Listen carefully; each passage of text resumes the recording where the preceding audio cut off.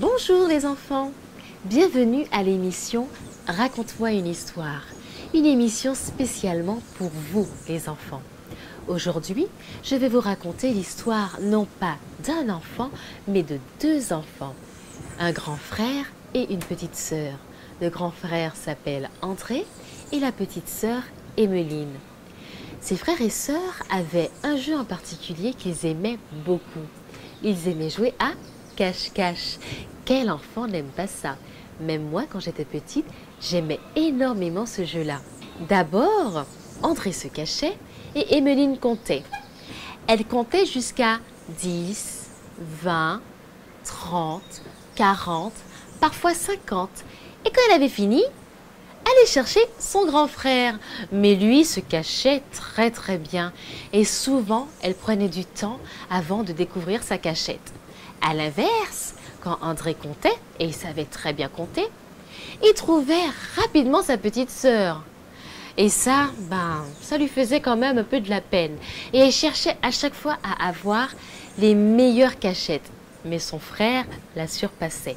Un jour, papa installa un nouveau placard dans son garage. Il pouvait y ranger tous ses outils. Un beau placard en métal qui se fermait bien à clé. Par contre, il recommanda à ses enfants qui aimaient jouer à cache-cache de ne surtout pas aller se cacher dans son placard, sans quoi ils pouvaient se retrouver bloqués. Eh bien, André et Emmeline écoutèrent leur papa. Ils dirent « D'accord papa, nous n'irons pas jouer là ».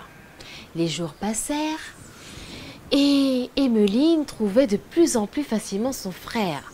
En même temps, presque toutes les cachettes de la maison avaient été essayées.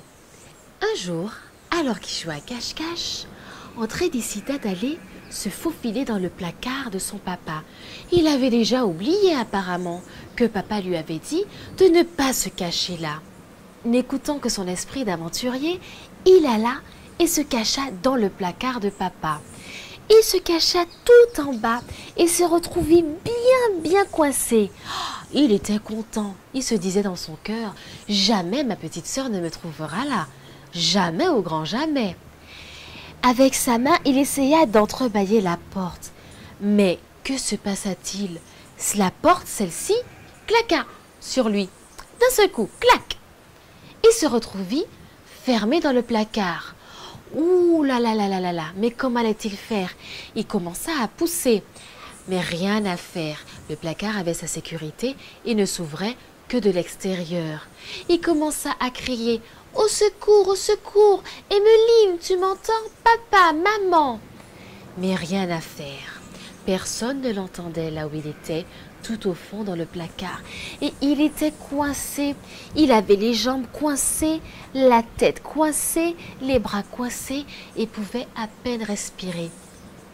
10 minutes passèrent. 20 minutes passèrent. 30 minutes passèrent. Il transpirait à grosses gouttes et arrivait presque plus à respirer. Comment allait-il faire? Comme il regretta de s'être caché dans le placard. Comme il regretta de ne pas avoir obéi à son papa. 40 minutes passèrent. Et là, tout à coup, il entendit les petits pas de sa sœur qui trottinait vers le garage. Et il cria « Au secours! Au secours !» Il essaya de taper sur la porte, mais il n'avait presque plus de force. Ramenant tout son courage à lui, il cria de plus en plus fort « Emmeline, je suis là, tu m'entends? Emmeline !» Rien. 2 minutes plus tard, « Emmeline, je suis là, Emmeline !»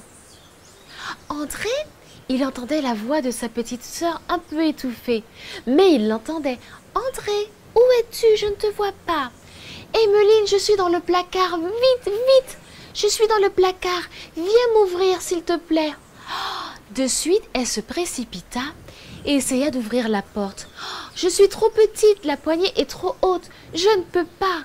Va, cours, appelle papa, il est dans la maison. J'y vais de suite. » Emmeline se précipita vers la maison et quelques secondes plus tard arriva avec papa qui débloqua la porte et André put enfin respirer et put enfin sortir du placard. Papa n'eut pas besoin de le gronder. Il dit à papa, « Je t'ai désobéi et je te demande pardon. Plus jamais je ne te désobéirai et plus jamais je n'irai me cacher dans ton placard. Car papa, j'aurais pu vraiment y laisser la vie. J'avais tellement de mal à respirer. » Ce fut une bonne leçon pour les deux enfants ce jour-là. Et vous savez les enfants, lorsqu'on n'obéit pas à maman et à papa, il peut nous arriver des choses bien tristes. Alors, suivez l'exemple d'André. Obéissez à vos parents et vous verrez, les choses iront naturellement bien. À bientôt pour une nouvelle histoire.